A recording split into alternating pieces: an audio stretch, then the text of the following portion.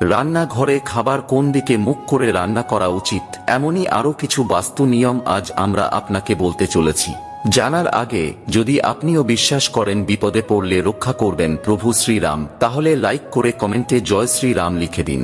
Number 1, বাস্তু অনুসারে রান্নাঘর সর্বদা বাড়ির দক্ষিণ পূর্ব দিকে হওয়া উচিত এবং উত্তর অথবা পূর্ব দিকে মুখ করেই সেখানে রান্না করা উচিত।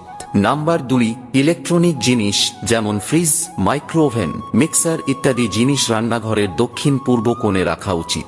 নাম্বার 3, রান্নাঘরের নুন সবসময় কাঁচের পাত্রেই রাখা উচিত, সাথে তার মধ্যে 2টো লবঙ্গ রাখলে ঘরের অনেক বাস্তুদোষ দূর হয়।